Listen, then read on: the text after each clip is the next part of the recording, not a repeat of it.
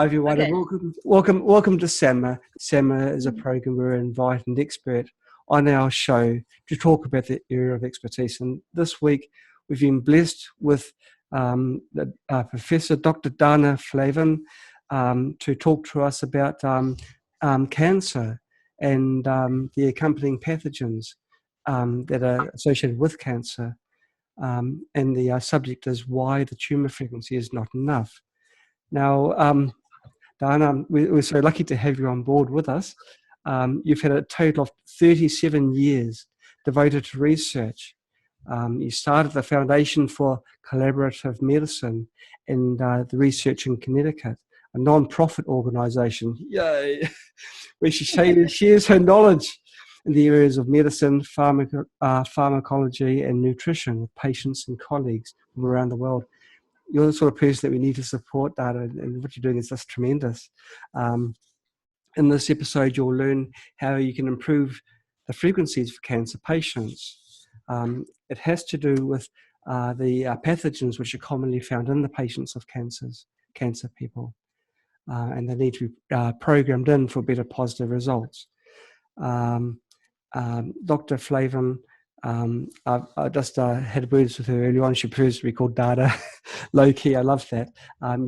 She holds an honorary professor title from the Leicester School of Pharmacy at the De Montfort University in the UK, where she currently teaches the pharmacology of anti-cancer nutrients and off-label drugs. She has a degree in psychology and chemistry from the Loyola University, and she has completed the graduate school in pharmacology at Chicago Medical School. Lana, you've been to many places. You've done an awful lot of training, and there's more as well. I don't really know whether we've got time to go through all the things that you've done, but you're certainly probably overqualified for our show. We're so very excited that you've accepted our invitation to teach us a thing or two. So welcome, Dana, to our show. Thank you. There's no such thing as overqualified to save a life. We're all underqualified. We need to learn from each other. When I read about the subject that we're going to be talking about today, it's really the mother vein, isn't it? Yes. Of all the conditions that can take people down, it's cancer. And you've got your research and papers to back up what you're thinking. If you can please explain to us why the tumor frequency is not enough. Right. Okay. I also want to say we're actually, the foundation is actually working on a book for patients to teach them what they need to do on their own part. So any help we can get with that book would be great, because then we can also mention the importance of frequencies in the book. Why is it not enough? Frequencies, the thing is, if you take a tumor cell outside of the body and you test it, you are getting one specific frequency, or maybe two or three. But in general, you're not getting the pathogens that are in the body that actually go into the tumor cell. Professor Seneff from MIT claims that the tumors are actually helping to wall off a lot of the pathogens in the body. But what I'm also seeing is that we're getting bacteria that would normally be in the mouth or in the skin moving into these tumors, and they're actually helping the tumors to grow. A lot of these bacteria are pathogenic, but they seem to be kept in remission in the body in general. Once they get into the tumor, however, they are growth factors. So they're helping the tumors to grow. So do the viruses. The viruses work in multiple ways. One of them is to affect the DNA. The other one is to lower the immune system. For example, all the viruses that cause cancer, or hepatitis, or HIV, papilloma, and Epstein-Barr, all of those actually lower the immune system. So those are frequencies that are important, because these viruses do play a major role. Many, in fact, almost most of my patients are carrying an Epstein-Barr virus. Epstein-Barr virus shifts the immune system so that it increases a cytokine called interleukin 10, which shuts down the T killer cells and shuts down the Th1 lymphocytes. Now, there's two families of lymphocytes. And I can't say they're good guys and bad guys, because each one has its own purpose. But the Th1s are to fight cancer and viruses, and they're knocked down by cancer. So most of the cancers increases interleukin-10, I suspect from the viruses, but we know that they do shut the immune system down. So that's one example of why just going into the frequency of a tumor cell itself is not enough. The next step, and this one is everybody. Every single patient has to be on a frequency for Candida, because we know that the tumor cells release acid. The acid causes the fungi to grow around the tumors, and the fungi feed off the tumors, and the tumors feed off the fungi. So they are symbiotic. And this is something that most people ignore. And this is why diet plays a role in cancer, because it helps to alkalinize and to get rid of a lot of these, the acidity. So that's one, and it lowers the fungal infections. They're still there unless you block the metabolism, which I do with off-label drugs. But this is something where we're seeing more and more that if the patients begin to detox, and that then goes into parasites. I've sent a lot of patients that I had in New York, in the New York area, to Dr. Cahill, who's an expert on parasites for the United Nations. He's an elderly gentleman who's absolutely brilliant. And in my colon cancer patient, for example, we found an amoeba. In another colon cancer patient here, we found an amoeba. And the problem is that most classical physicians don't check for these parasites. And if they do, they only check for general parasites. They don't look for something like an amoeba, which is more difficult to find. So that's another area for all the gastrointestinal cancers. You need to look at two factors. One is parasites, okay? And the second is Helicobacter pylori. Now, whether you want to call Helicobacter pylori a bacteria or a virus or a pathogen, a parasite, it's all relative. To me, it looks like a parasite, but they call it a bacteria. That actually can also be treated with frequencies. And what the Indians do is they use black caraway oil, a teaspoonful a day, and that seems to get rid of it also. So that's kind of interesting that there are many parallels in therapies. And the frequencies of the tumor, this is interesting. This is work done at Princeton, but it's not in relationship to frequencies, only because I didn't tell her about them. She's found that every bacteria, pathogenic and otherwise, release a frequency, not frequency, release a chemical. And each chemical is different for each bacteria. Now, this is where I want you all to come in, guys. Okay, and ladies, I suspect that each one of these chemical structures that she's finding has a frequency that we can download, that we can put into our computers, because this is fascinating. And I know just from my little incidents with the Borrelia after being attacked by bird mites, and they bit the hell out of me, and I got Borrelia. When I go into certain areas of my apartment, I haven't been able to live there in 2 months. I feel the moving. You can actually feel it's Morgellons, which are spirochetes. And I thought they were all crazy, and the people with Morgellons had some sort of insanity. No, it's a real spirochete that's wrapped up in a nest they make out of the collagen in your body, and it looks like fuzz. And when everybody looks at it, they say, "Oh, it's fuzz." It is. Dr. Schlicker in California said no. He's actually under a very, very high-powered microscope showed that there's spirochetes inside this. They're sort of diamond shaped. So all of these people are not crazy, and they're not suffering from some dementia or anything else. And they're not imagining this. It's not delusional. It's real. And what I noticed was that my body reacts differently. And I had read years ago that Wi-Fi can stimulate parasites. And I can attest to that, because when my Wi-Fi is on, these little beasties, now I'm killing them off. Unfortunately, not yet with the frequencies, because I have to set up my spooky too. So, and I want this for my patients too, because it's fantastic, and we need a way that they can actually carry this on their body or whatever and keep it on, so that we can continuously having this type of an effect. Right. But anyway, long story short, the parasites in the body are also needed to be addressed with frequencies, because, as I said, just a cancer itself, you've got different frequencies, and different bacteria will release different frequencies, and different bacteria have different chemicals. So if you guys can look at the chemical structures, her name is Bonnie, She did a YouTube video also, fantastic one. She's quite brilliant. And I was debating on writing to her about frequencies, and then I thought, nah, she's working for one of the pharmaceutical companies. They're not going to be interested in frequencies unless you can put it in a pill. You can put it in a pill and sell it. They'll be really happy, but we don't want to do that. We just want to save lives. Sure. So yeah, that's where it's really important to look at all of the different parameters in the patients. You can test the patients or have them tested for chlamydia and mycoplasma, which they also don't test very often. These can also play a role in the cancer patients. The problem with a lot of this is that the classical medicine physicians don't look for all of these parameters for two reasons. One is they can't be bothered. They think, oh, it's a tumor there and that's it. And the thing is, it's like the elephant in the room. They see it there, but they don't realize that the elephant wouldn't even be there if it weren't for all these little pathogens.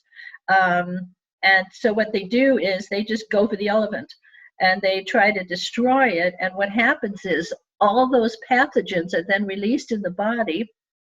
There's no protection anymore for the body that would normally be walled off by the tumors. And so the pathogens go all over and they start with metastases, also because of cancer stem cells. So the chemo, the only thing that the chemo does sometimes is to help to get rid of some of the pathogens because it kills everything, including the patient. So you get rid of a lot of the pathogens, and that might help for a while. In fact, in some situations, it actually helps for a longer period of time. But you have to detox. It's just imperative. And this is what we're seeing. I just reversed a stage 4 melanoma. She had been given about, 3 months to live. They had used interferon for 1.5 years on the woman. She was 42, now she's 44. But she was 42, had gone through 1.5 years of interferon, went from stage 3B to 4B, and they said, that's it, we can't do anymore. There's nothing that will help you. And she found me. God knows how, bless her heart. I don't do heavy duty marketing here. I just want to save lives. That's why I want the book out, so I can get some peace. I want everybody to know what I know, what I've learned for the past 40 years. Anyway, long story short, we detoxed her. We got rid of heavy metals. They go right into the tumors. The amalgam, absolutely right into the tumors. Some of the immune systems are shut down by heavy metal implants. For example, some people are sensitive to different metals, and if they have an implant in their teeth, sometimes those metals can disturb their whole immune system. So they should be tested before they ever get any implants to make sure they're not sensitive to any of the metals. Number one. Number two, amalgam. Now, my father was a dentist and an oral surgeon, and my toy when I was a child was playing with mercury. So I think that this incredible obsession to know everything in the world has to do with the mercury probably making me half mad. But the mercury gets right in. It leaches out because of the acidity in the body. And the patients are so acidic because their tumors are releasing acid all the time. So they're helping the fungi to grow. They're helping bacteria to grow. They're helping the viruses to grow. They're helping parasites to grow. And they're leaching out heavy metals from their amalgam. So if they have amalgam in their mouth, they have to get it out, but slowly and with a biological dentist. Okay, we do detox with Panacea, which is zeolite, but there's a couple of others that get rid of them too. There's different people that I know that have products that are pretty good. Clean Hearts isn't bad either. He uses coriander in the morning and chlorella in the afternoon, and that seems to work also very well. And it's interesting because coriander is a very important actually herb or mineral substance, I mean. And it's a herb. You guys say herb, we say herb in America because we don't know how to speak English yet. It's a herb that binds on the heavy metals and brings it into the liver. Okay, now if you don't take chlorella in the afternoon, it keeps going through the liver. If you take chlorella in the afternoon, it pulls it out into the gastrointestinal tract and helps to eliminate it from the body. So you have to continuously do this every day. And we don't eat under. The chlorella is the green thing, always like a spirulina. Right. And please always make sure it's from a good source. This is another problem. We're finding a lot of cadmium and a lot of pesticides in the herbs. And they have to be from a good source. And this is frightening me as really a physician in oncology, that how the heck are we going to get our patients detoxed from something that's going to add more toxins? Just like they all have to eat organic, the glyphosates from Roundup and the pesticides are actually altering probably at least 50 enzymes. Again, Dr. Seneff or Professor Seneff from MIT has written many, many articles on this. I'm surprised she's still alive. I said to her, be careful. The thing is, what we're finding more and more is that they're affecting, for example, the sulfation. Now, sulfa is probably one of the most important factors in our whole body, and it's in all the brassica, so all the broccoli and cauliflower and kale and those horrible little things that I hate. What are they called? Brussels sprouts. Mommy used to burn them to death. My mother was summa cum laude in medicine, John, but she couldn't cook an egg. I mean, it was awful. Her idea of broccoli was to take it from the freezer, throw it into a pot of boiling water, and put a cover on it, leave it for an hour cooking. So I said, it used to slide out of the pan like a dead animal. And I couldn't eat any of this, and the dog wouldn't even eat it. So I was in a real tough situation as a child. Mm-hmm. As I have found out how important this is, I'm beginning to absolutely love broccoli, and I stir fry it or steam it. And when I noticed that the cabbage, this I never expected before. I was up in Somerset in England helping a cousin of mine. This is in the beginning of my Borrelia disease, not knowing what the hell I had. I thought I had mites, and I thought they were still living on me, so I'm freaking out, not knowing what it is, because none of my colleagues knew what the hell it was, and I had to find it myself.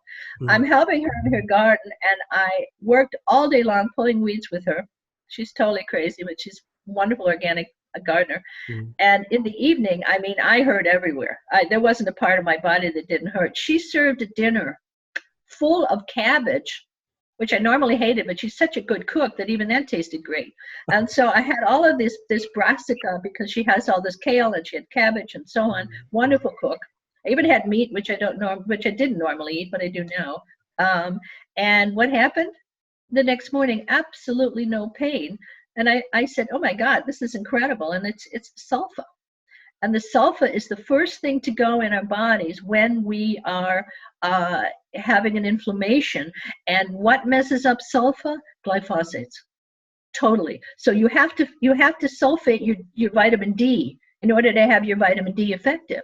So if you're just taking vitamin D, it's not sulfated. And even if you're in the sun, if you're eating glyphosates in your food, if you're getting foods that full of pesticides, you're not going to be making your vitamin D. And this is frightening, because we're seeing this all across the board in our patients where they're vitamin D deficient.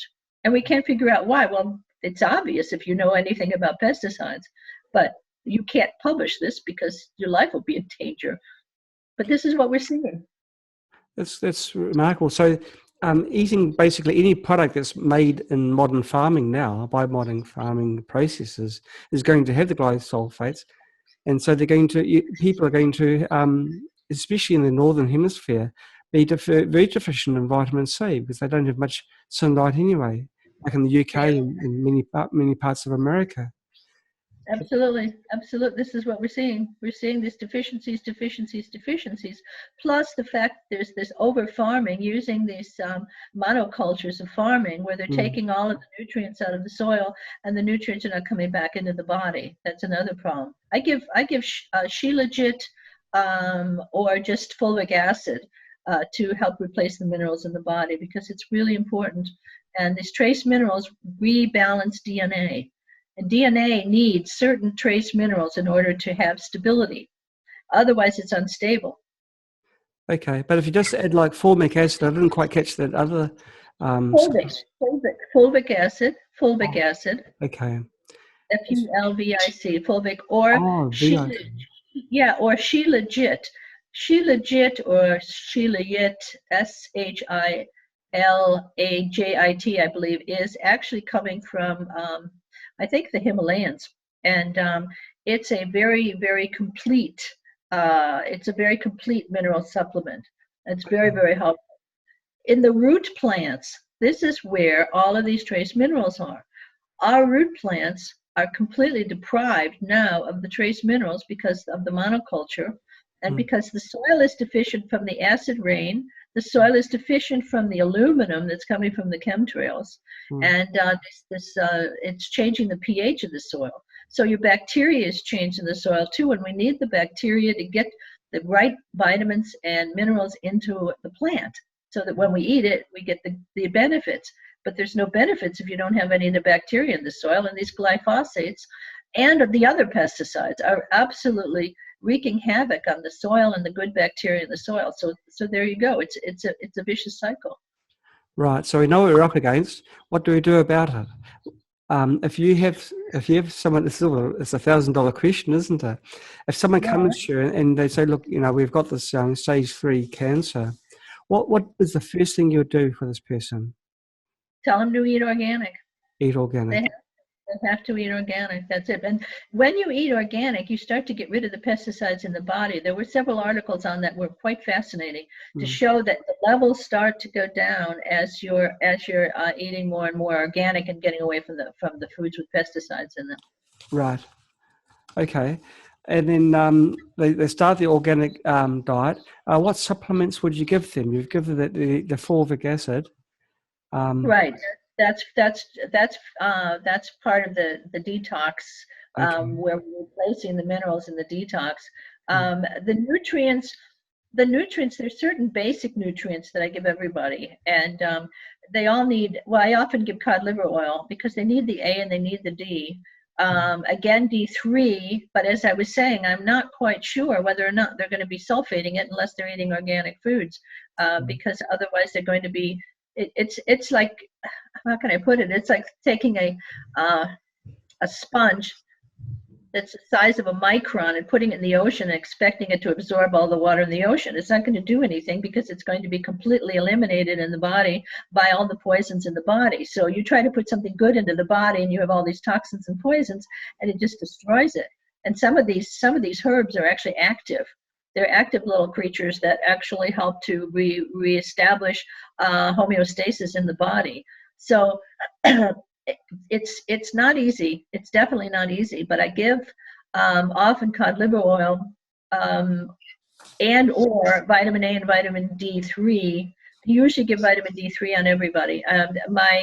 A colleague of mine, a patent lawyer who's quite brilliant, just made a sulfated vitamin D3 that goes straight through the skin.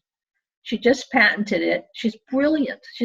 And I said, oh my God. I said, you should put this in every single sun cream in the whole world. I said, and not to mention for every patient, because the fact that the D3 is not sulfated from the darn glyphosates, and that's shown by Dr. Seneff, as I said. So I give D3 and hope it gets in again, hopefully. If they're eating organic, they should have a better plus. Everybody gets curcumin and Boswellia serrata. This is why I started the foundation back in 2001. I had a patient come to me with breast cancer, multiple brain metastases. It's published in the Journal of Neuro-Oncology, mainly because I was so shocked at the results. I put her on organic food, changed her diet, had her on the basics, curcumin and beta-carotene and so on. And I put her on Boswellia serrata because I had read that in gliomas, that it sometimes helped to cause the glioma to either get smaller or that less dexamethasone was needed during radiation therapy for these patients. So I said to her, and she came to me and showed me, I mean, she was just her brain was so full of metastases, they said, you have 3 months to live. Gosh. And she was 39 years of age and had a little 6-year-old daughter. And she said, Doc, I just want to live long enough to see my little girl go to first grade. And that was about 6 months later. I thought, oh my God, go to first grade. It would be lucky if she can walk out of the office. And so I said, well, we'll try this. And she said, what are the side effects? I said, there aren't any. And she said, what do you mean there aren't any? I said, well, I'm sorry, but there aren't any side effects. And so I put her on everything, including the Boswellia. This time we did almost a gram 3 times a day. Now, I've been told later by other colleagues that Boswellia and curcumin, we know, has to have some oil, and the curcumin has to have some black pepper to be absorbed properly. And so some products have the black pepper in them, some don't. So I recommend either they take it with their juicing, which we'll talk about later, but it's very important, and put some oil in the juicing, or they take it with their meals if they have certain fats like coconut oil in their foods and so on. I don't allow other oils except olive oil or coconut oil, because the other oils, for example, corn oil will stimulate tumor growth. and many of the polyunsaturated fatty acids will just stimulate tumor growth. So we no distal, none of the polyunsaturated fatty acids. So coconut oil and olive oil are fab. They're fantastic. And they take this then 3 times a day. So they were on the curcumin and the boswellia, and it helped fantastically. I don't know if you all can get frequencies for any of these things. It would be fantastic if you could, because you could take some of my basic therapies, put those frequencies in, and start to get things moving. That would be amazing. Spooky has a molecular weight database where the chemical constituents and compounds are the frequencies corresponding to the chemical makeup of the compounds is within that database, and it's we're going to just have a new release in a couple of days, hoping, which has got an updated database, which is even more complete. We're way ahead of all of them. I mean, they're just learning about frequencies now, but you and I and so many others out there are very aware that frequencies can cure or kill, and that the right frequencies can actually help to eliminate the need for many of the drugs that are out there. So that this is fantastic. And if we can go ahead and do more and more programming on the different, as I said, the different chemical structures and substances, that would be fantastic, because this is something where you could do. And what I would suggest, what one should do is do a double frequency separately. And I would do and they have to drink a lot of water. This is really important to help to flush out all of the toxins. And also, you can prevent Herxheimer's, actually. So you don't have to have a Herxheimer's reaction. You have to set up the pathway for breaking down peroxynitrite. And once that pathway is set up with selenium, nicotinamide, cysteine. Cysteine is really important, acetylcysteine, because it's part of the pathway for reversing. Again, it's a sulfa, okay? It is part of the pathway for reversing peroxynitrite and toxicities and toxins. So that can be eliminated, but I think you need to do the detox partially then for a while, and then you can go on to adding the nutrients, because I think that if you try to do everything together, it's going to be too much. It'll be like a jumbling of frequencies that the body's not going to know how to take them. And you don't want to be adding one thing at one time and then destroying something at the same time. You want to have that, so you work on your detox for pathogens, and you do that for, let's say, an hour, and then a lot of liquid, and then you give a slight pause, say half an hour, so the body can readjust, because those frequencies stay in the body anyway. And then you go ahead and start giving your nutrient frequencies, if we can do this. And I think this is going to have to be tested further in the future, because I see this as really one of the best ways to go. Right. Well, Spooky is an unstoppable movement, so watch this space. Yeah, I think it'd be amazing, because what we're going to be seeing in the future is that we will be able to reverse a lot of these. It's good that you are international, because if you were just in one place at one time, you'd probably have somebody like Monsanto or Merck Sharp and Dome or Roche or Squibb or one of the other companies on your back, because they'd say, well, we won't sell as many of our drugs if your method works. And they're going to try to say it doesn't work, and it's all hoax, and this is just, et cetera, et cetera. And the thing is, that's why, for me also as a scientist, okay, forgive me on this, John, but as, really obsessive compulsive neurotic, I have to have proof, or as they say in America, I'm from Missouri, show me. I need data. I need before and after data. I have to. I'm also a former FDA official. I was the top toxicologist at the Food and Drug Administration, advisor to the director for toxicology at FDA. And I have to have proof, because placebos can do a lot.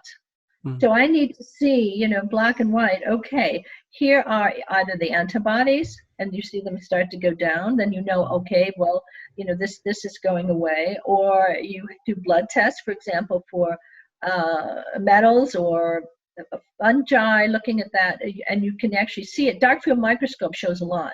And you should be able to see in a dark field microscope, when you treat these patients, whether or not they're responding to anything. And then you can see from all of, I call it junk, but it's, they call it artifacts or something. It's not, it's contaminants.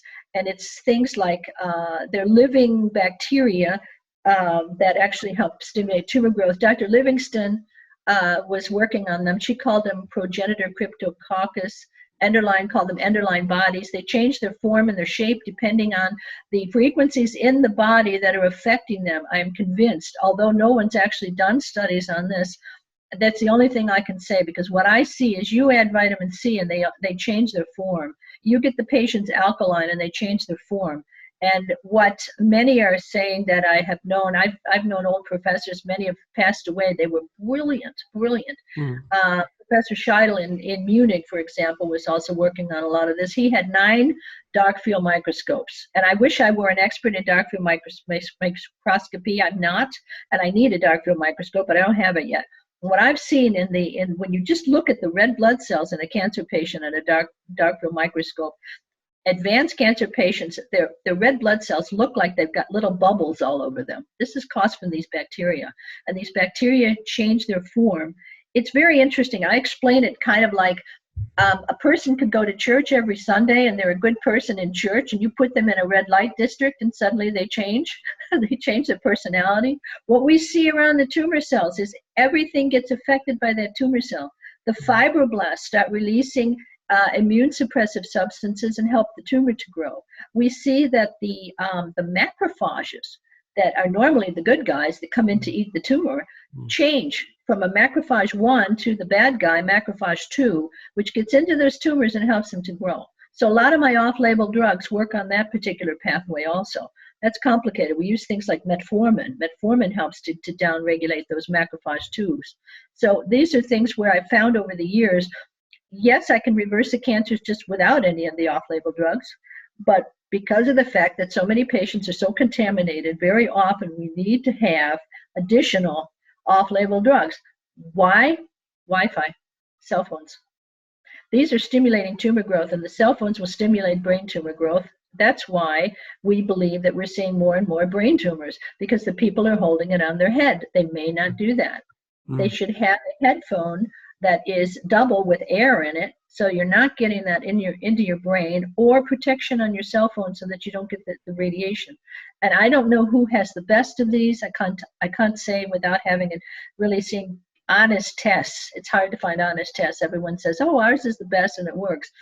And I don't believe that. I have to see more data, and I have to see really where they've proven it, et cetera, independently. Right. So how does... Sorry. Problem. Oh, it's okay. Sorry. Yes. I was just going to go back to the very beginning. Like we've talked about cancer, how cancer can be encouraged to grow through viruses and bacteria. But what's the seed of cancer, in your opinion? Well, it's multiple, and that's the thing. I wrote a book called Molecular Alterations in Tumor Promotion in Cancer. It's on Amazon. If anybody can't sleep at night, buy the book. You read the first line, you'll fall asleep. It's all it's very, very complicated. This all fits into tumor promotion, and there are multiple factors that cause cancer. Okay. Some of them are mental, as in stress, depression, etc. There can be, for example, if you have fungus behind your walls in your house and your immune system's shut, which we see a lot in moist areas, and the patients then their immune systems are weak, and then if we all have mutations in our DNA. It comes and goes, and we usually repair our DNA.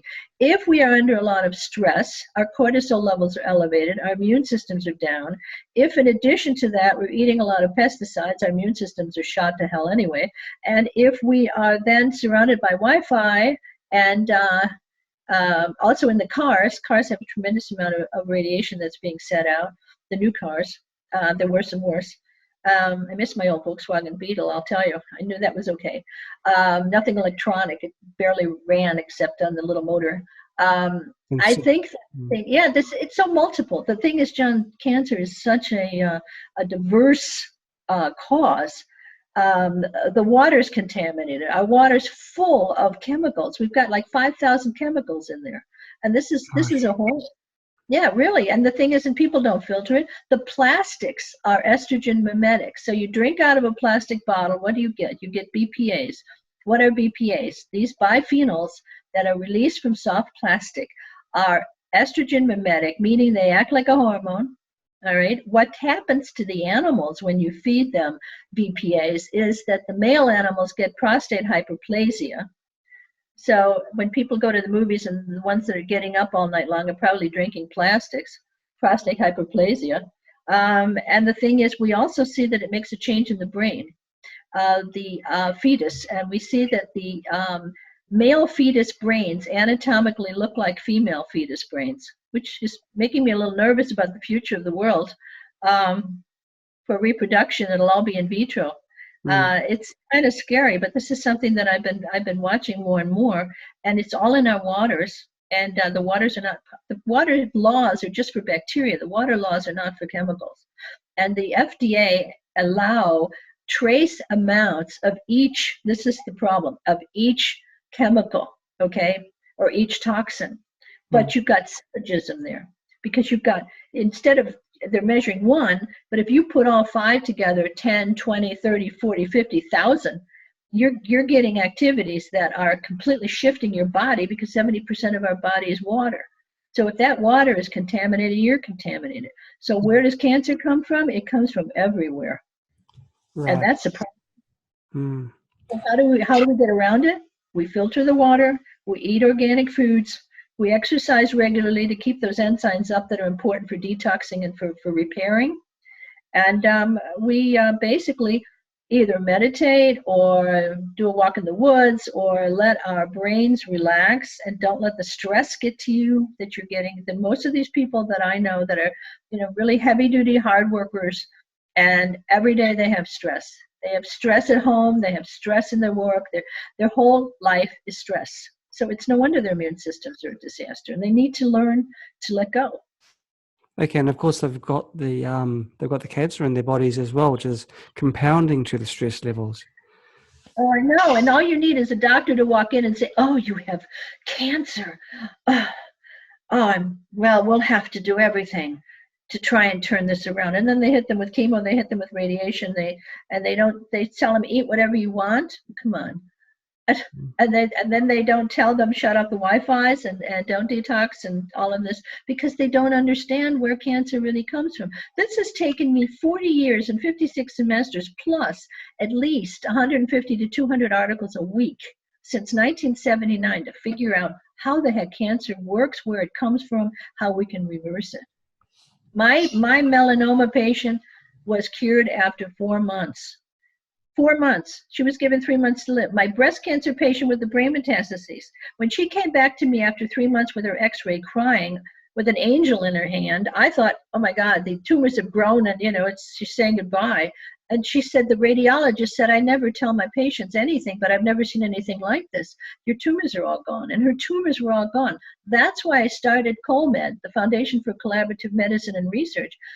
Why? Because I felt I had a duty to the world to give the information further to other people, even though, alas, it was not a chemical that could make me millions of dollars. It was not something that I could patent. It was knowledge that I could help people with, and I knew I had to give it further. I thought, well, my next life, I'm going to be a mozzarella and lie on the beach in Italy. But this life, I have too much to do, and this is why you never learn enough. So I came into frequencies later. You're way ahead of me. I went into all of the mechanisms, the pharmacology, the molecular pathology, how the biochemistry worked, all of that first. And then I realized, oh my God, there are easier ways to get out of this. We can actually start on frequencies and actually balance out what we're doing so that we can have better efficacy and results for our cancer patients and help them better and faster. That's right. That's it. And frequencies can catalyze reactions, natural reactions within your body. And so it can like a form of symbiosis. Now, when you're talking about frequencies of cancer patients, you're talking about an internal frequency, aren't you? You're not talking about applying frequencies to cancer patients. Yep. So if you can explain that to me, please, a bit more in detail. Well, the thing is, from what I've been learning on both the chemicals giving off frequencies and the bacteria giving off chemicals, and the pathogens and the fungi and so on, all giving off different frequencies. That's why if you just took a pure tumor without any contamination from the human body, like they do in the animals, they keep recycling these things. And, this tumor cell came from a woman 25, 30 years ago. Well, if there's anything in the DNA that it resembles a woman, it's a miracle. It probably more resembles a mouse. And this is why you can treat mice and heal them. Do you know what Judah Folkman said to me, the late Judah Folkman from Harvard? Judah Folkman said to me, if you were a mouse, I could cure you. And I said, what do you mean? And he said, the results we had on blocking the blood vessel growth through inhibiting vascular endothelial growth factor worked in the mice, but never worked in the humans. And he was terribly disappointed. Why didn't it work in the humans? Because the humans have all of these contaminants. And I suspect if we could clean up the contaminants, his compound probably would have worked. But you can exercise and increase inhibition to vascular endothelial growth factor. So patients that exercise regularly, if they can, anything, I don't care whether it's swimming or walking, they actually downregulate the blood vessel growth that would help tumors to metastasize. So by downregulating that through regular exercise, they're actually improving, first of all, their circulation, which is good, but they're creating an anti-cancer effect in their body. Just exercise alone.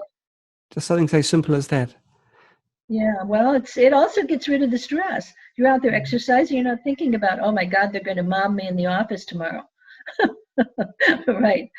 Or my mother was so mean to me, she never loved me. Let it go. Forgive her, let it go. Move on.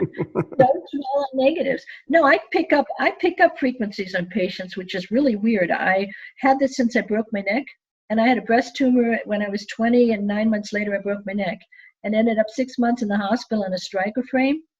And after that, I've had this like ability to pick up certain frequencies on patients, and I can't explain it except I'll stand there and I'll suddenly say, you know, is there something in your lower abdomen that's bothering you? And they'll look at me and say, well, they think I have ovarian cancer. And I'm like, oh God, I feel like such a witch. One time I also said that by a patient, I picked up, it was a patient presented in, and this is all parapsychology combined with quantum physics, in my opinion. It must be a frequency. There was a patient presented by a professor at the university I was at in Germany. Rex is our technical university, and it was a special elective course in gastroenterology. And since I want to know everything, I always go to all these courses because I want to know everything, right? It's like, okay, well, I only have one life to live. After the broken neck, I want to make as much, I want to learn as much as I can while I'm still alive, because I should have been dead in 1969. So what I ended up, I'm sitting there, and they presented this woman, and they said, well, gastrointestinal pain at Christmas time, horrible. She's 36, she's single. The sonogram was negative, the x-ray was negative, the lab data was negative. Now, there were only 2 of us in the class at this time because the other students had an exam. And my friend Mariola from Poland, who's now a psychiatrist, I said, no. And I felt something under my liver that felt like a cherry stone. And I said, no, it's under her liver. And Mariola looks at me like I'm wacko. And she says, no, she said, you heard it. Everything is negative. There is absolutely nothing. It's psychosomatic. And the professor, after the woman left, said, well, it's obvious she's 36 and she's single. It's obviously a psychosomatic problem because it's Christmas time and she's single and she's alone and all of this except for her parents. You know what happened the next day? I phoned the head of the department. And I called him up and I left a message on his answering machine and said, the patient that was presented by Professor so-and-so yesterday, it isn't psychosomatic, it's under her liver, she has to be examined again. So he calls me up an hour later and says, colleague, calm down. Now this is Germany, right? Colleague, calm down. And I said, he said, we found a stone. Okay, gallstone that they didn't see on the x-ray and the sonogram. And the reason the gallstone showed up at Christmas time was because she was eating goose, which she normally didn't eat because she was thin and stayed away from a lot of fat. She ate all this fat. It blew up her gallbladder and caused all of this colic pain, etc., why she ended up in the hospital. So I said to him, oh, you must be delighted. And Professor H said to me, well, what did he say? Oh, she must be delighted, I said. And he said, I don't know if she's delighted or not, but we are content. And that's what they found. They found a stone. So this is frequencies. Some people have it. And, what you can do with it, only God knows. I prefer to go with something that's already been tested and proven to test out the frequencies from an apparatus where we can then show we know what the frequency is. It's better science. It's more complete. and you can prove whether or not it's affecting the patients by looking at the lab data and so on. So it's an important point. Right. Now, you've done a lot of study on cancers. What is a tumor? How would you how would you describe a tumor? I would say a tumor is a growth that's out of control, but Okay. it's a growth. That's all you can say. It's a growth. It's something that starts to grow for a need. It can be inflammation. It can be something more pathological, but it's something that is constantly growing. That's where tumor promotion comes in, because you get a lot of tumors that'll go back, they'll reverse, and they're Okay. not dangerous. Okay. Great. Now, this is streaming live. We've got attendees who are asking questions, and Avril has asked a question. She's from the UK. She's talking about stage 1 in the endometrial cancer, and she's saying about stage 1. Spooky 2 diagnosed the cancer before she went to the doctor, and she used Spooky 2 daily and killed everything that she found. And she kept a log of every frequency that she discovered worked. And if you're interested, Dana, she can give you the data. Oh, oh yes. Oh, God bless her. Yes.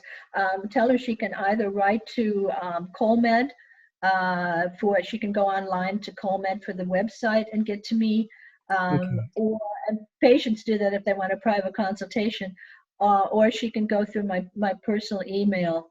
You may give it to her, Yes, the because Hotmail one, so that she could, because then we can communicate, and I'll probably give her a call. The thing is, this is extremely important, but it also is important to know that what worked for her may not necessarily work for everyone, because again, we have variations on a theme.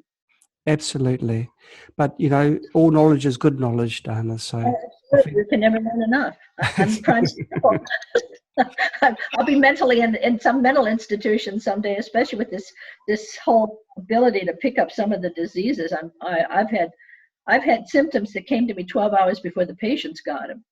You try to explain that one. If it hadn't been for witnesses, I said I would have put me in a mental institution and said, that's it, close the door. But the thing is, these frequencies are real. And these frequencies, as you know much better than I do. I am learning about these things now, and only because of the fact that from my own personal story with these nasty little Borrelia that I got, and Morgellons, and they basically said it was a psychosis, and that I was going through a delusional situation because there was nothing there. And I had these welts all over my body, and I had all of these sores and bumps, and they hurt, and it was horrible. And so I ended up having to research myself to find out about this and more about this. And just like when a patient, and God bless them all, I am sorry for anybody that has any kind of disease, but you know what? There's a reason for it. And the reason that this woman got the endometrial cancer and ended up being able to reverse it all with the frequencies was because she needed to learn about this, and we needed to learn from her. So every single patient is a teacher, because every single patient has their own story, and these stories can help to save other lives. And that's exactly what she'll be doing with this information. And this is what I can help her with and learn from my work, and also help teach colleagues, so that we can have, perhaps in the future, basic parameters of even a booklet or internet book, where hopefully it won't be blocked by pharmaceutical companies, where we can give out the frequencies, so that we can let our colleagues and all those and patients that are using the Spooky 2, let them know which programs are best designed for their particular situation. But they also have to realize that there should also be a gray area where it might be also Epstein-Barr, or it might also be, so that they can start with the basics and see how they're doing, and then to add on depending on what the results are. And I think it's brilliant. It's really beyond. I would say this is, you're at rocket science. I'm out in the fields. I'm still out in the fields growing my plants and reversing cancer slowly. But you all are way ahead. And if we combine these things, I think that there's hardly a cancer you can't cure, except for one that is emotionally caused. Okay. But then again, if one has support, then hopefully those can as well. There's a website, spooky2testimonials.com, where people get together. Well, we've collected all these testimonials together, so people can search on that website and see what worked for other people and apply Right. those methodologies. Well, yeah, but you have to be careful in that. That's where I'm concerned a little bit about the fact that if you have one patient whose cancers were caused from pesticides and parasites, and then you have another patient whose cancers were caused more from stress and heavy metals, you have to also realize that there are variations for each type of cancer. There are basics. I would say from my work over all these years, 60% of cancers have the basic molecular pathology. 60%. That's why there are certain nutrients that are for everybody, absolutely everybody. And this is why it's really important to look at these things and be able to put this together. That's why I want this book out. I want people to know, okay, this is the basics that you take. Boom. All right. And this is what you look for variations on a theme. And for those patients who have either access to Spooky 2 or they have a naturopath or a doctor that has a Spooky 2 or a friend who has a Spooky 2 that can help do the programming. And then through your work, and then this basic support and the general detox, that I would say probably you can reverse 90% of all cancers. Right. Wow. Now, Ali's asked the question twice, so we better give him an answer. He's asking about iodine, the Lugol solution, 5% or similar. He's asking whether that would be beneficial for breast cancer or prostate cancer. Do you give iodine as a supplement in any of your patients? Actually, that's a good question. And the work that I've looked at in iodine, I looked at the Magnicent iodine. It's a nascent iodine that's more effective. I haven't been able to get it in Europe, but in UK you can order from the US. Magnicent, Magnascent. I prefer that over the Lugol solution. Our thyroids, this is interesting. This comes in Chinese medicine, and since you're at the source here, my colleague Dr. Lim in Hong Kong says that when you're stressed, the adrenals take from the kidneys take from the liver, and the liver takes from the thyroid. So once you find out you have a cancer, immediately everyone tries to scare the daylights out of you. Basically, the hospitals want your money, and you're a paycheck for them. So they scare you even more. So you'll do all of these expensive tests, et cetera, and expensive therapies, which is a horror. But basically speaking, the thyroid is definitely affected, and it's affected from the stress. So I'm learning more about Chinese medicine after having studied everything in Western medicine to realize, oh my gosh, there really is a whole balance in our body, and there are chakras and meridians and so on that go through our body that acupuncture works through almost a black hole. That's what Dr. Lim says. I agree with him that there's special pathways there. They're probably frequency pathways. I wouldn't be surprised at all, because we are, what do they say, the electronic man or something? Becker wrote. And Robert there's something, what, pardon? Robert Becker. Yeah, exactly, Robert Becker. And I definitely feel that, the electromagnetic fields in our body are all working together. And we're completely messing up our electromagnetic fields, first of all, because of what we're surrounded by. And I'm sitting here in front of a computer, so I should talk. But the Wi-Fi's, there are supposedly ways of shutting down the toxicities of the Wi-Fi, or the stimulation, I should say, for tumor growth. In Los Alamos, Dr. Abramoff showed that frequencies, certain terahertz, can actually stimulate tumor growth. And when I read that, I was like, oh my God, we know it can stimulate parasite growth. That's old data. And this is why a lot of people that work in offices surrounded by all of this electromagnetic fields, and everybody's on the cell phone, they're much higher, at a higher risk for, if they have parasites, for them to grow probably a lot of the bacteria and to get cancer. And so this is something where, I don't know what the answer is here. We're all going for convenience, but what are we doing to our entire electromagnetic fields in our body? What are the frequencies in our own bodies now doing? Because we're messing them up. All this, you're talking about organic foods and Wi-Fi. I think none of these things were around 100 years ago. And so we're really talking about life back to the basics again, where communication was by word of mouth or by print, and not by electronic means. Yeah, So but thank God for Google. I call it Dr. Google. Dr. Google has a lot of lies, false information, stupidity, general information. But once you ferret through all of the details and you get down to the real basic facts, and especially if you have a background where you can filter out what's best and what's real, that's where it's amazing what I've been able to find on the internet. I mean, it's just some of the ancient, you're right, the old things that they did.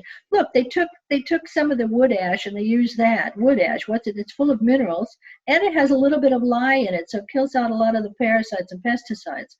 They used to use tobacco as a pesticide. They do it in India still because it's cheap and it gets rid of the pests. There are so many things. They use dust in England. My cousin told me this. Oh, she said, yeah, we use something like rock dust. We used to throw it. We throw it on the vegetables, and it closes the pores off in the pests, but it doesn't hurt the plants. And I have a friend that was doing this in South America, in Paraguay, had his own company, but he said, it was so expensive to ship the stuff because it was so heavy that people instead just went to a cheap liquid pesticide and ended up just killing everything, including the ground and the microbes and everything else. So it's convenience. Convenience is killing us. yeah, that's the modern world that we live in. Let's go through some of the questions that have been asked by our viewers. Is a tumor and cancer the same thing? No, a tumor is merely a growth. It Okay. can reverse. You get rid of the stimulus, you can reverse it. Maybe the stimulus is a parasite, you don't know. But a tumor cell has a different pathology, and the histology of the tumor cell shows a total difference in the mitochondria. They overgrow. You see all these mitochondria that are really aggressively helping that tumor to grow, and that's when it's irreversible. And that was in my cancer book when I came upon an enzyme called ornithine decarboxylase, ODC. And ornithine decarboxylase is an enzyme that helps to regulate DNA synthesis. It does not go back in cancer cells, but it does go back in normal cells when the stimulus is taken away.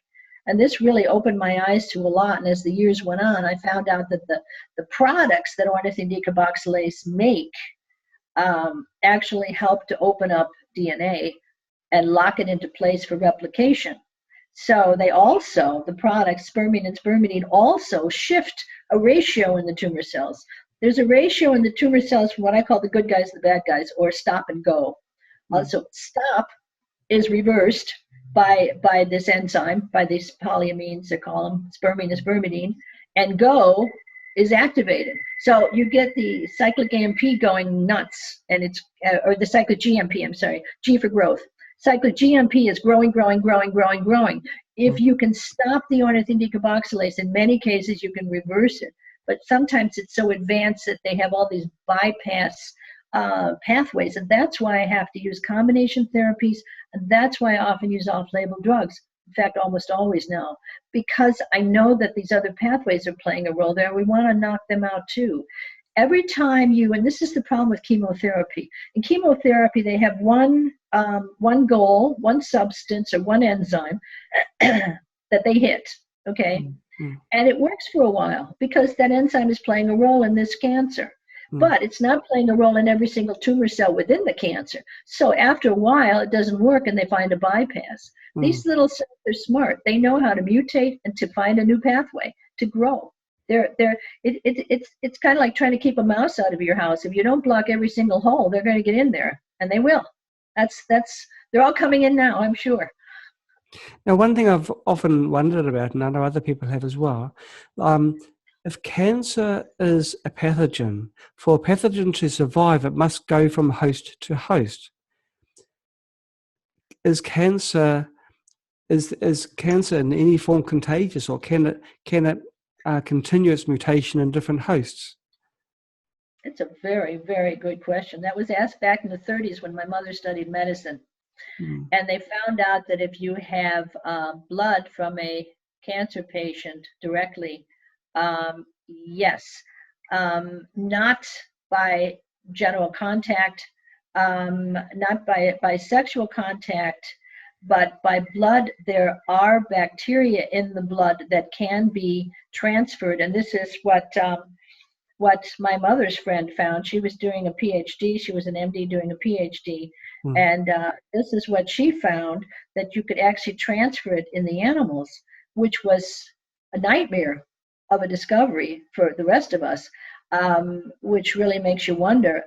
We know that these bacteria can cause cancer. We know that just from some of the pathogens for tree tumors. That's where some of this original work started. They looked at tree tumors, and they found out that there were pathogens in these tree tumors. And they then found out that there were bacteria. Basically, the medical community just about destroyed the people that said there's a pathogen there. There's a bad guy there. There's a bacteria or virus that's in there that can actually cause these cancers. Now, this was decades ago, and we're finding now, I mean, the SV40 virus and some of the viruses that are in the vaccines, not good news, because they came from the monkeys, and they had all the monkeys together in the cages, and the monkeys picked up viruses from other monkeys, and we ended up having the vaccines with little teeny tiny viruses that you couldn't even see. They went through the filters. And so in order to immunize, they ended up getting bad viruses along with the good viruses that you wanted to immunize with. So these are the complications that have arisen. Yes, it can be contagious, but not from direct contact, not from drinking out of a glass, not from sexual contact, but from blood it can be transferred. Yes, we also know hepatitis. One of my colleagues was working with somebody just arrived at the gate. One of my colleagues was working at a laboratory with hepatitis, and she spilled some blood on her hand. And guess what? It went right through the membrane. She didn't even realize she had any scratches there, and it opened it up, and she got hepatitis. And so we know that from direct blood. And I don't know about transfusions, how good the transfusions are to eliminate something like this. From the data I've seen, no. It appears to be that patients have not had a higher incidence of cancer after transfusions. However, that blood's cleaned. And the thing is, if someone injures themselves and they're bleeding, I would say, and you have to also even be careful with the gloves in the emergency room. A cancer patient is bleeding, cuts himself or herself, et cetera, they need double gloves at least, because some of these pathogens can actually get through the latex. Wow. And that's kind of scary. And it's kind of like, okay, but we know that, just general, it's not a contagious factor. And then there's so many other factors involved anyway. Right. As cancer, if you like, develops in a person's body, it can mutate and become more refined and better able to do it, to grow. But what is the benefit to the pathogen? Because when the person dies, they'll take the pathogen with them. So how does the evolution work in this case? That's a good question. I'd like to tell the pathogen in my body that if they kill me, then they're not going to be around anymore. So they better destroy me. That's a very good question, and it's something that I've often thought of myself, to think, why would they want to kill you? Yes. Actually, they don't think. So they don't think that far. They just want to replicate and continue on replicating. And as long as they can continue on replicating, they're happy in your body. But they don't, a pathogen doesn't have the ability to know once the host is dead, they're gone. But the fact of the matter is they do exist. And so they must have had a way of moving between hosts for them to develop to the advanced stage where they can infect hosts. That's a that's the $1 million question right there. And we know that there are certain bacteria that actually do get into the body and do cause cancer. And these are the ones that Dr. Enderlein found, Dr. Livingston found. Linus Pauling and I flew out to California in 1980. We had this huge argument. It was a riot. Bless his little heart. I kept telling him, you can't give 20 grams a day orally. You can't do that because it's too dangerous and you'll only absorb 3 grams anyway. And if you're going to give high vitamin C, you should give it infusion, but certainly not orally because it can activate hydrogen peroxide. Now great if you're giving infusions and you want to increase the oxygen in the tumor cells. It's not enough alone, but it definitely is a help.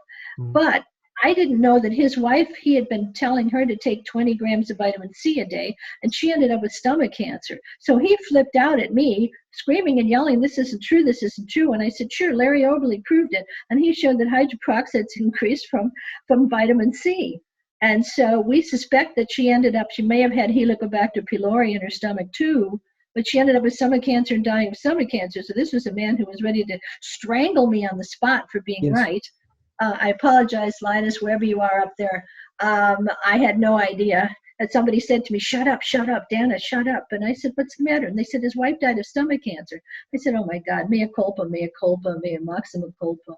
I just have felt terrible. But the thing is, this is why you have to really know everything. And how these pathogens, it's a real good question. We saw them under the microscope. We don't know how they get into people's body, or whether or not they're in our bodies anyway, and that they mutate with the proper environment. Do you see what I mean?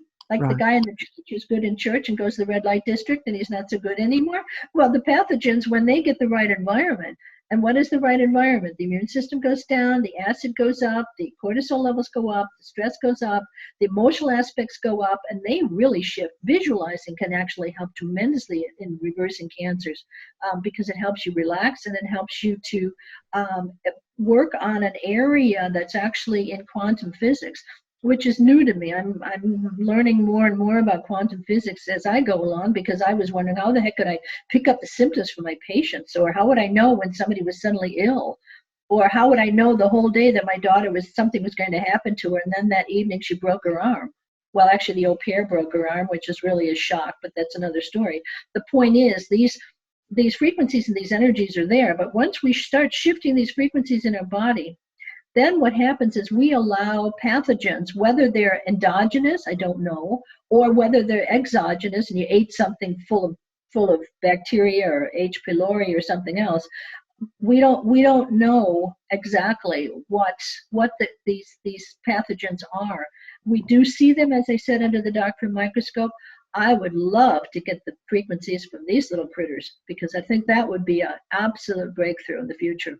And this is something that, as I said, you see them on the Doppler microscope. There's no doubt about it that they're there, and there's no doubt about it that they decrease as the patient gets better. So if we can pick up these frequencies, perhaps some of them think they're life forces. Some of them think that Dr. Livingston thought they were at the head of a sperm and they were part of life to help for replication and regeneration. That because we are symbiotic, our mitochondria are former E. coli. And so we have merged over millions and millions of years, where the bacteria became part of us, where certain viruses became part of us, not as pathogens, but actually as part of our whole system. And so it's not a surprise to me that these pathogens may not really have been pathogens in the beginning, but as we changed our environment in our body, as we became more toxic, with more acidity, with more stress, that they then could shift over to a pathogenic form. So the good guy turning bad guy. And that's where diet, nutrition, meditation, just letting go alone helps. And it also helps tremendously when the patients know, when they're told in advance, frequencies play a role in cancer, and they know that they're helping their bodies. That is a tremendous asset in itself, because the emotional aspect of a disease, I've seen colleagues walk into patients and say, oh, you only have 3 months to live. And guess what? They died in 3 months, practically to the day. Why? Because they had it programmed in their brain that they're going to die. And this is the thing. And I remember that the patient with the melanoma, when she said to me, but they said, I'm going to die, there's nothing they can do. And I said, come on, of course there is. There's always something. As one professor said to me, there's always a treatment. You just have to find it. The finding it has taken me over 40 years, and I can't tell you how many hundreds of thousands of articles over all these decades that I've read in order to put the pieces of the puzzle together. And it's actually, on the one hand, it's simple. On the other hand, it's extremely complicated. And that's why when you're doing frequencies, you've got to know that there are other factors. Most important, always fungal. Always hit the fungal. You have to, because that Okay. really is a factor in them. And then the other factors, there's energy medicine where they can test for some of these things. I'm a little wary because I'm also a classical doctor, and so I look for blood tests. However, the patient with the gallstone had everything negative, and I felt her gallstone, and she had a gallstone. So sometimes you almost have to go intuitively in order to be able to find something. Or they say, if you look long enough, you'll find it. And that's it. Some people just don't look long enough. My colleagues with my Morgellons or Lymes or Borrelia, whatever you want to call it, looked at these things and said it's nothing but fuzz from clothes.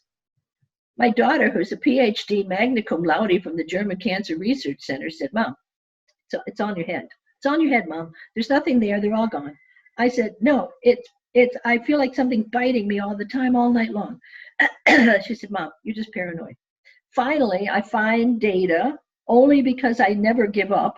I always research and research and research until I find an answer. I drive myself nuts. I mean, I have a patient for an hour or an hour and a half consultation, and I put in at least 15 hours more to find out what else could there be, what other things, what's new, what can affect this, et cetera, et cetera. Does the sea urchin really do something in breast cancer? I don't know. One of my patients took it, so what do? And she's not well. I looked it up.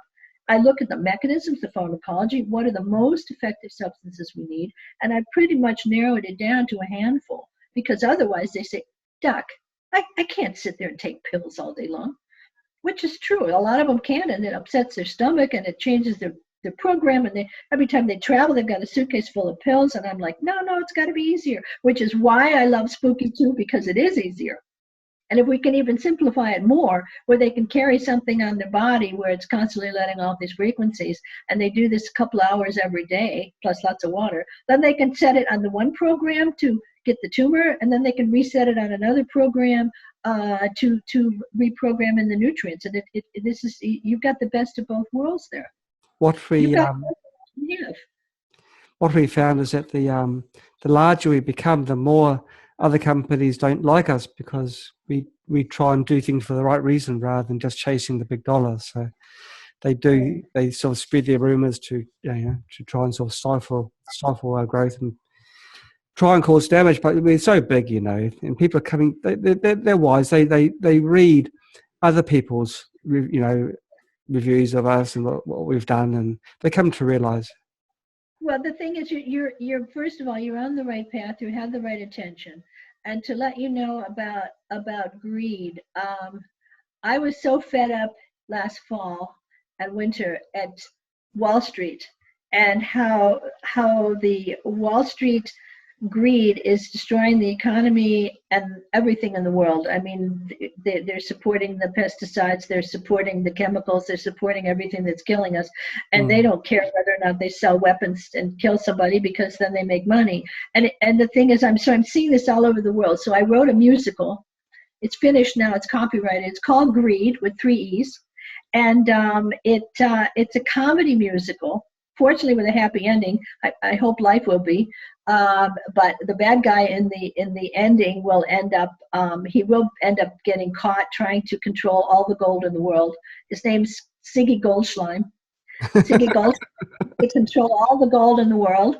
And there are 2 very honest people, his secretary and the mail boy, who's actually an IT genius who knows everything about computers, but he stutters, and so nobody gave him a decent job, but he's brilliant. And it's a love story in combination with Ziggy, and there's songs in it. There's one song in it that's called "I Never, Never, Never, Never, Ever Get Enough," and that's Ziggy singing with his wife, and she wants a new Bentley, et cetera, and another house in the Hamptons. And there's another song sung by 3 investment bankers who are absolute crooks. They look like the guys in Suits, and except for the fat guy. And he's trying to look like the guy in the Suits, but he's so fat and half bald that he can't get away with it. And they sing a song called The Golden Rule. And the golden rule is, do it to others before they do it to you. So that's our world. I hope we get we need I've got the songs written, but I don't have the music written. So we're looking for a composer for this and an investor. And I found a man he's worth about $5 billion, and he's amazing. He's brilliant, and he's sued Goldman Sachs and won. So I haven't presented him with greed yet, but I'm going to, if I go down to Monaco and meet with him, he will finally get a copy of Greed. I'm hoping he gets a kick out of it, because I got so fed up. I was often on Wall Street with companies, entrepreneurial companies, presenting new information. And since I'm fascinated by all kinds of technology, whether it's a new type of a windmill or a new type of energy, or whether it's Tesla energy, a friend of mine's head of the Aspen Institute out in Colorado. I want to get my own generator, actually a tester generator. I said, I know how to do it. And he's already done it. So I said, okay, well, I wanted to move to Ireland, so I need to have some house out in the countryside. I could do my own electricity, because otherwise I'll be paying through the nose. I know it. And it's amazing, because the more you look at things in the world and look at systems, I look at systems. The more you look at systems, the more you see parallels. And you see parallels in these systems, just like looking at Bonnie, what's her name, from Princeton's data on the chemicals that these bacteria were releasing to pull in more chemicals, pull in more bacteria. And I know that the stem cells do the same thing. So I have a frequency that will pull in stem cells. Okay. That's why I need to talk to somebody confidentially so that we can discuss this to see, because I think for healing, this would be fantastic. So you've got different variations on a theme. You've got one where you can actually help to kill off or reverse the pathogens in the body. And that's important in everything, number one. Number two, in cancer, it's even more important that you get rid of these pathogens, because they are promoting the tumor growth. And the rest is from diet, nutrition, nutrients, etc., and keeping toxins, pathogens, and chemicals out of our body so that our body can heal itself. Our body can heal itself. This is something that we already know from people that swim in the Ganges, and they're convinced they're not going to get sick. There's so many bacteria in there that one professor said it's unbelievable that everybody isn't sick, and they're always bathing in it. But in their head, they know that the gods are helping them. This is why the mental aspect of a disease is just as important as all of the other parameters that we use to heal a person and help them to reverse their cancers. They have to want to reverse their cancers. I lost a 31-year-old girl who did not want to live. She did not want to live. She was mobbed throughout high school. I could not get it turned around. And I said, God, if we could only do hypnosis or anything, how do you get a person to want to live? Or the patient who was left by their parents, or abandoned, or beaten, or abused, or whatever, and then they marry somebody that's the same type, etc. And then they're either left by them or abused by them, and they can't take it anymore, and they check out. They're in a situation where it's so horrible. I wish I had a clinic that I could just pay for them to come, have them be treated, etc., to get away from this toxic source that's actually leading to their disease. But as far as what we can do, we can clean up probably 85 to 90% of the pathological causes of the cancer. But the emotional causes of the cancer is a whole other story. That's going to be a chapter in my book on emotions. And I have to say, even though I have 5 years of psychology, I never realized how important the mental aspect was in a disease. It's just as important as the pathogens. And the pathogens, once you reverse those, then if you get the mental aspect, very often, once the patients start to see, A, they're feeling better, B, the tumors are getting smaller, they have hope, then this negative stops. And then they can also help to work with the frequencies for their own frequencies from their brain to say, okay, we're getting well. We're getting well. Okay. Ali has just asked a good question. Can different insects pass on pathogens that can induce cancers? Bingo.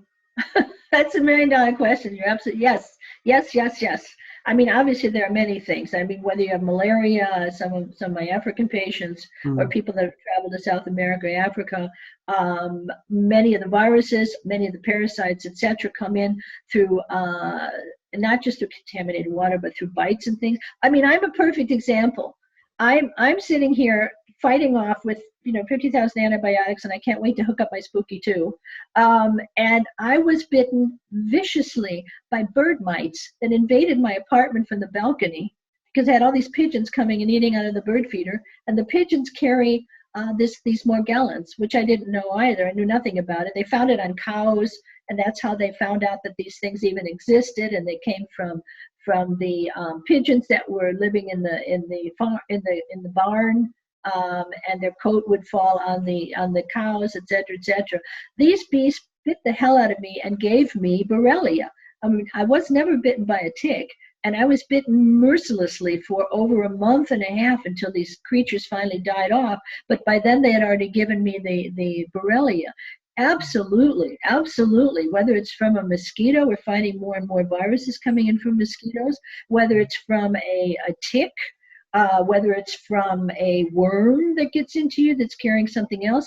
Even the Borrelia from the ticks are carrying Bartonella and Babibiosa parasites. So you've got a whole chain reaction going there. And yes, just about anything that can bite you can do this. And a woman said to me the other day, she said, "Oh, don't hug me, you might be contagious." And I said, "No, I'm only contagious if I bite you." Let's hope it didn't go that far. But it's amazing that, yes, he's absolutely correct. And many of these cancer pathogens, see, once they get in the body, if your immune system's really good and you're not under stress and you're eating right, etc., etc., very often they don't affect us. But if your immune system's shot and you're weak and you're contaminated, yes, he's right. Okay, wonderful. Okay, well, everyone, we're talking to Dana Flavin, expert on everything except for hypnosis, I've discovered now. But I guess you'll be looking into that shortly. You've done. What haven't you done? You've made a musical, really? You've written a musical? Yes, we need a composer. Come on, guys, it's a comedy musical about greed. It's funny. The woman that is my co-writer that did the script for me just won first prize for her short movie at Woodstock. So she's a very good writer, and she was recommended by a producer in California. And I said, I want a movie. I want Danny DeVito to play Ziggy Goldschleim, the greedy gold hungry who wants to control all the gold in the world. And sounds like the Coen brothers. And I want Meryl Streep to be his wife, Svetlana. And I said, I already have the players in this whole scene. And it's very funny. It's crazy funny.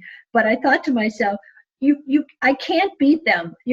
This whole everything, all of these big companies and Goldman Sachs and thousands of others and all the Wall Street people, there's so much greed that they're destroying our world. They're destroying us, and they don't care. So what could be a better revenge than to make fun of them? Because that's how it should be. Like Charlie Chaplin, you just, in the Great Dictator, if you can't beat them, make fun of them. And so I thought to myself, then we need to laugh at them, because then we will deflate what they think they are important. They're not. We are.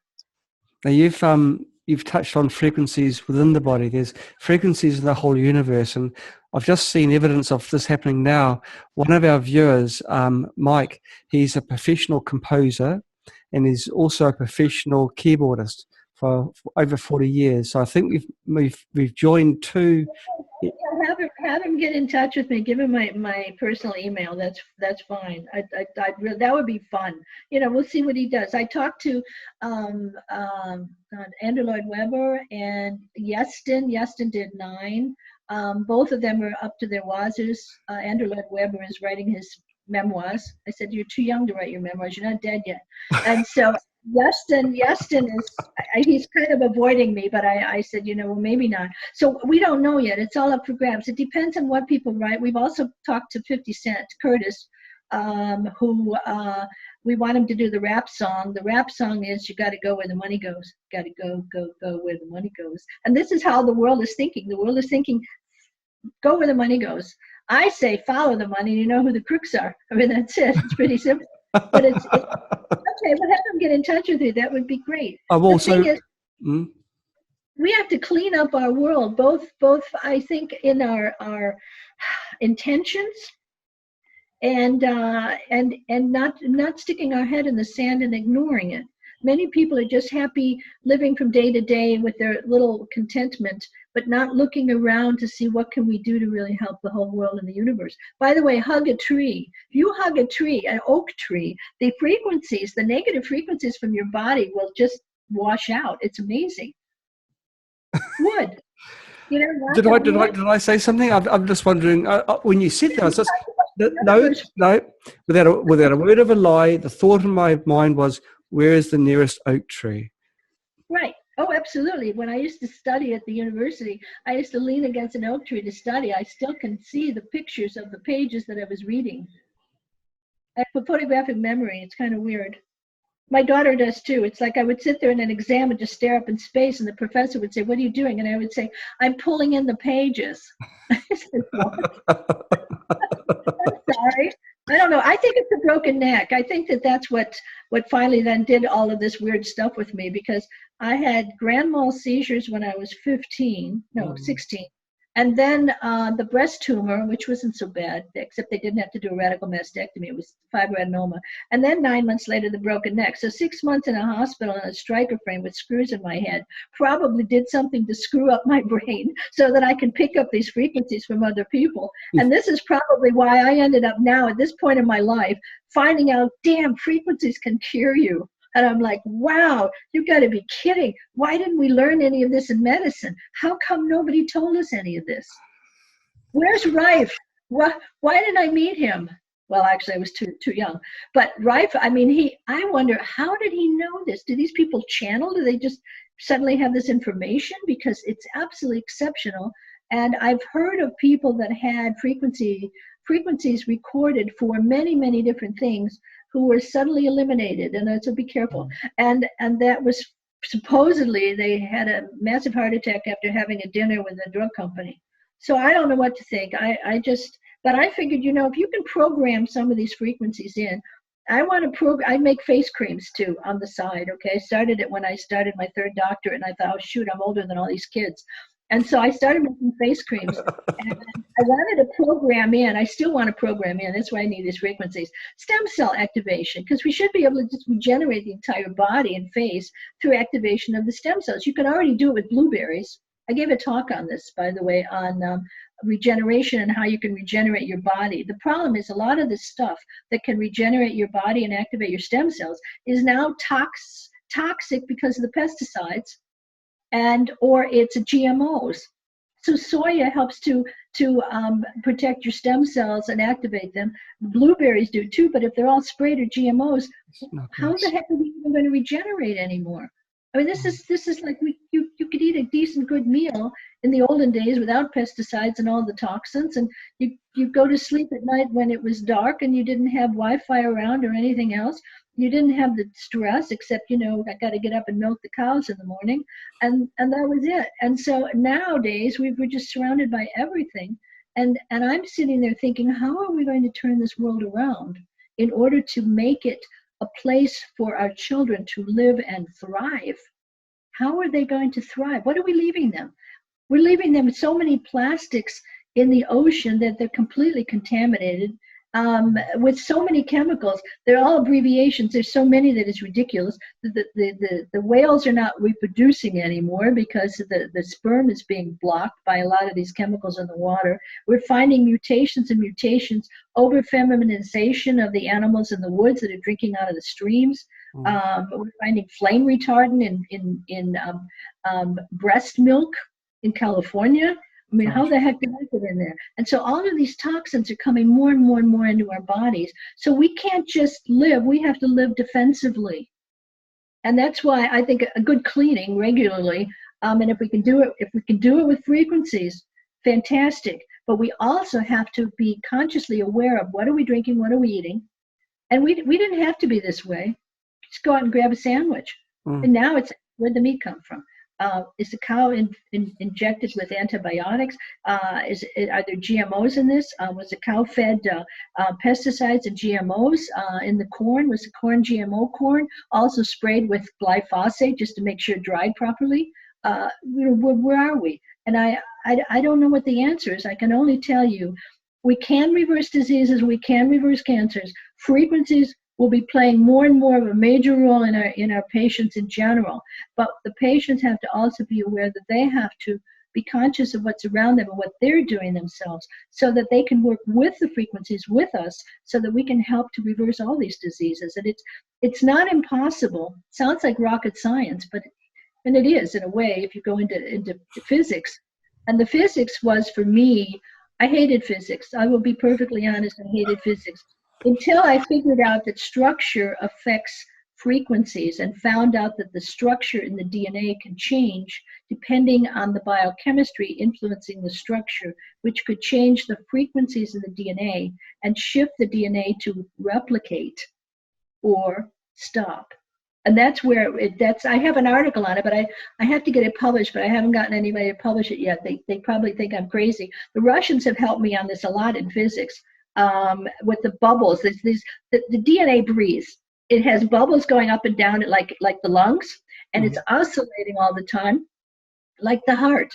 So it's basically lungs and heart together in this form, and it's because of the form of the DNA that it can move, that it can oscillate, and all those trace minerals, the ones that come from carrots, right? The ones that come from shilajit, right? They're in there and help to set up pathways in there, frequency pathways in the DNA. So this is where it's like, my God, the whole world is frequencies.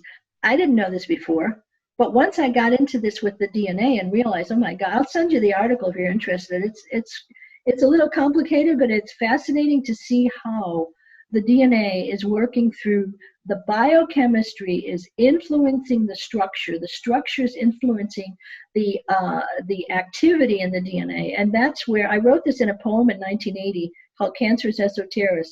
And it was little puffs on chromosomes where NHPs, that's non-histone proteins, seem right at home, make changes that are strictly tertiary. I think of NHPs, we should be wary. From cytoplasms, they will always roam to little puffs upon the chromosomes. And then I found out that these non-histone proteins and enzymes changed the structure of the DNA, opened up the DNA, allowed it to divide. And I was like, oh my God, why didn't I see this? I've got goosebumps already. Why didn't I see this before? It all works together. The biochemistry influences structure, the structure influences the frequencies. And so this is where either you kill off the parasite with toxins, if you don't kill yourself, like I'm doing right now with all the antibiotics, or, and this is why I can't wait to get my spooky tooth hooked up, or you start to destroy them with another method, and that way with frequencies, it's safer. You don't have the side effects. You have to constantly detox anyway. I mean, you should, regardless of what you're doing, whether you're taking antibiotics or you're doing frequencies, you must constantly be drinking pure water, not distilled, has to be filtered, well filtered. Reverse osmosis is the best. And then the frequencies can actually help to clear up your body, but you can't just do it once. It's not like, oh, I have a headache, I'll take an aspirin, and that's it. It's a series, because you have to slowly get rid of them. You can't get rid of them all at once. Your body can't handle it. That's why when you blast a tumor with chemo, I mean, oh my God, and you're so sick from the chemo, but you're also sick from all those toxins, because they're suddenly free and they're all over your body. And the doctors say, oh, well, that's a normal side effect of chemo. And I'm like, yeah, right. You know, why don't they learn? Why don't the colleagues learn? There's so much out there, and we can save lives. And I mean, you guys are already doing it, but this is where I want to help you in order to help the patients and help everybody else, so that we work together at a level that is academically, intellectually, scientifically proven and solid, and not just hearsay. Right. Now, we do encourage shameless plugs for books. You say you've got published books already. If you can tell us how we can find them, please. All right. Well, the one that's already on there that is too complicated is called Molecular Alterations in Tumor Promotion and Cancer. That's strictly the science behind it. That's like took 5 years to write the darn thing. The new one, I've decided I'm going to call it Secrets of a Cancer Healer, and I'll tell you why. Because I've been too humble, and it's like you can't just say, cancer reversing. One of my patients wrote The Cancer Whisperer. She was diagnosed with stage 4 lung cancer about 3 years ago.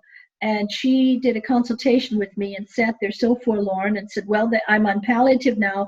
They said they can't do anything anymore. I've got brain metastases and I've got non-small cell lung cancer, and it's at stage 4. And I said to her husband, well, let's get her well. And she looked at me as if I had 2 heads. And the tumor reversed. Yes. She became a famous writer. She's got the Cancer Whisperer in all these different languages. Unfortunately, she doesn't say anything about what she did. She only talks about her emotional journey, which is important for people that are going through emotional journeys with cancer. But I said, gee, Sophie, why don't we work together and put one out where she said, because the publisher doesn't want that. They want something that appeals as a story. They don't want something that's how to reverse your cancer book, like a cookbook. And it is like a cookbook. Hell, it's worked in so many patients. I finally got it perfected after 40 years, and I can reverse just about every cancer except the emotionally caused ones. And that they get rid of the tumors, but very often then something else comes because they're not healed emotionally. Right. But all the other cancers, I mean, I can't tell you how many stage 4 I've had. In fact, right now I've got to get my melanoma CD back from my colleague because I wanted photos from it. I wanted to copy the before and after with the metastases all over and then all gone to put on the website, and my colleague still hasn't returned my CD. They're probably copying all of my treatments, but who cares? That's why I want to get the book out for the colleagues too, because why should our patients around the world suffer just because of ignorance? This is ridiculous. I said 3 things kill: greed, ego, and ignorance. And they're usually together. That's quite profound. It's quite true when I think about it, which takes a bit of time normally. Yes, it's quite profound. People that I see that are very sick, that do go downhill, they've got the mindset that there's no hope, and they haven't got much energy inside them. They've sort of given up on hope. And they're the ones that fail. But the people that really fight and do the research and find out, what to do to get better and fight, they're the ones that survive. They're the survivors. So when you do get your book finished, I definitely want to buy a copy. So please promise me whilst we're on air that you'll send me the... Yeah, we're trying. We've got some funding now. We've got to make sure we have enough funding for an editor, and then I'm going to have to probably take off 3 months and work with her or him on the editing on it. As far as greed goes, that's out of my hands now. It's copyrighted. I just need the composer to go ahead and help me out. So help me out on that, and then we can see about getting that out. If that gets out, I said the whole purpose of this is to make fun of the greed in the world, but to support the foundation so that we can help save patients' lives. Patients that can't afford anything. I mean, I've had some of the worst cases. Do you know that in 1993, I had a patient from Ireland with a cervical cancer the size of a grapefruit, and I wasn't treating then. I was still working on my MD, and my friends in Ireland said, "For God's sakes, Dana, you're always reading. Do something." And I'm like, oh God, gosh, do something. Okay, well, I finished the book on molecular alterations and tumor promotion, but who cares? Found out about vitamin A and D and this and that. I treated her for 6 months, and unbeknownst to my ex-husband, I was paying for her treatments and sending money every month to Ireland because she was living in the countryside without electricity with her 12-year-old son. She was actually on welfare. And so I bought her a juicer. I paid for all her nutrients. We did an actual topical with a tampon on the tumor. And in 6 months, it was completely gone. And I was so relieved, first of all, because I was paying thousands every month to send off everything. Not thousands. I mean, it runs to about 800, I guess, and then with all the extra goodies and stuff. But that was the first time in 1993 that I saw that only natural stuff, there were no off-label drugs, could actually reverse a cancer. And then 6 months later, I had a patient with a colon cancer with liver, lung, and lymph metastases. And my colleague with whom I had done a rotation in surgery calls me up 3 months later and says, Dana, I operated on hair S on Christmas Eve. It's now April 1st. And he had liver, lung, and lymph metastases. And we gave him 6 months to live, and it's 3 months later, and there's no more cancer. Wow. And he said, how did you do it? And I said, Werner, it's biochemistry. It's absolute biochemistry. That's a lovely lady who's putting up with me until my apartment is livable, and I'm still trying to get the frequencies out of my bedroom. So if you guys have any suggestions, I am dusting everything. I am spraying with M bacteria. I'm still picking them up at certain places around the bed where the thousands of bird mites were. And it's amazing, because if I'm in the living room, we've all cleaned the whole thing. There's nothing there. You go into that other room and you pick up the frequencies. So these frequencies are real. And if anybody thinks they're not real, believe me, they're real. And we see them from testing, how frequencies can stimulate tumor growth. I don't know if the frequencies from the parasites stimulate the tumor growth, or they're just being released and the parasites themselves are stimulating the tumor growth. My gut feeling is their frequencies are helping to stimulate the tumor growth. And this is why this whole work is so brilliant and fascinating, that it can help so many people. But this patient that was reversed in 3 months, where he was given 6 months to live, I said the biochemistry works. We need more. And that's why I got into off-label drugs, because all of my patients, they all went into remission, but some of them stayed in remission for 2 years. That's not enough for me. I don't want just 2 years. My breast cancer patient from 2001 stayed in remission for over 8 years, and she was supposed to only live 3 months. 8 years isn't enough for me. I'm sorry. I'm greedy. I want more years. I want my patients to live 15, 20, 30 years, depending on their age. I want them to be 95 years of age and say, well, I guess that's it. I'll check out. I've had enough. But I don't want them to be killed from a tumor, because we're smarter than the tumors. And we can be, and we can, and we are. And that's why it's so important that this information is out, both in my book, but also to talk about the frequencies. And then to mention you all, I'd like to put you on my website too, because I think it's very important that patients know that there are many things that they can do, often simultaneously, in order to reverse their cancers, and that's what they need to do. So this is where, oh, bless her little heart. This is Ashley. She's such a sweetheart. I love this woman. Oh, she knows that you've been doing lots of talking, so this is a cup of tea. That's wonderful. Oh, bless her heart. Thank you. Yeah, she's worried about me. She's been absolutely wonderful. And, it's funny when you get ill. And, okay, I've been through the gamut with the stupid broken neck and the breast tumor and stuff. But I was young then.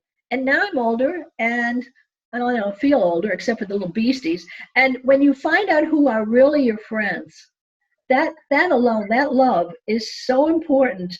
And that's why I love a lot of the groups of cancer patients that help each other, and not just panic, fear, and this and that, and oh, it's growing again, and oh, my brain metastasis is back, and this and that. Not the fear, but here's what I did to reverse this. This is what, like you're saying, people working together to help others, mankind working together, not against each other, not like we're seeing in business, alas, but like we're seeing in compassion and love, where people really care about each other. And Amelie's that way. I met her when her husband, unfortunately, only had 1 day left to live, and we couldn't turn him around because he had a stroke years earlier and so on. And her husband was so advanced in cancer and so emaciated, and he had been completely mentally incapacitated from the stroke years before. And she called me up that morning and said, "Don't come in. He's going to die today anyway." And I had never met her before. And I said, "No, I gave my word. I do not expect a consultation fee. I don't want anything, but I gave my word. I always keep my word." So I went in and I met her. We spoke for hours. I loved her from the moment I met her. She's so kind and she's so wonderful. And would you believe that 3 years later, I'm staying at her house until my apartment is cleaned. I've been here over a month and a half, and she has been just like the kindest best friend you'd ever want to have. And how many people do you find that would do that? Friends that I knew, like, "Oh, you might be contaminated. Oh, you might have bird mites carrying." And she was like, "Don't worry about it." And so finally I'm getting well, thanks to her help and cooking and this and that and getting the apartment cleaned up. But it's amazing how a support group, and this is for all of you out there that are either treating patients or are patients, the emotional support group, that is probably the A&O in order to get your emotions in line again, and not for a reward for being sick, like, "Oh, I'm getting all this attention," which some people do, but instead, I'm getting all this love and I'm going to get myself well thanks to all of this love, and I love myself. That's important. Thank you so much. Thank you so much for your talk today, Dana. It's been absolutely magical. You're a beautiful person, and so knowledgeable in so many areas. So thank you so much for your time and coming on our show. Well, And thank you for all that you're doing for all of us. we've got to stick together, Dana. People like you and us. So thank you once again. We have run out of time, but thank you for being so generous with your time and so generous with your knowledge. And I love your sense of humour as well. It's very enlightening. It could have been a very heavy duty subject, but you sprinkled it with your little gems of anecdotes, and it's been a wonderful talk. I've really enjoyed it. So thank you once again, Dan. It's been fantastic having you on our show. And everybody, working with Spooky too. Also, I'm looking very forward to learning more about this and actually using it more and more in patients and helping to guide them. Absolutely. Please join our forum. Have a look at the spooky2videos.com. We've got training videos, and spooky2support.com as well. Very valuable resources. And the Facebook, we've got Rife for Life, which is enormous and magical people there. You'll just slide in there. Yeah, it's a fantastic place to be. So they're the places. They're the first ports of call for you, Dana. So thank you once again, and thank you for thank you all our participants. Goodbye. Bye.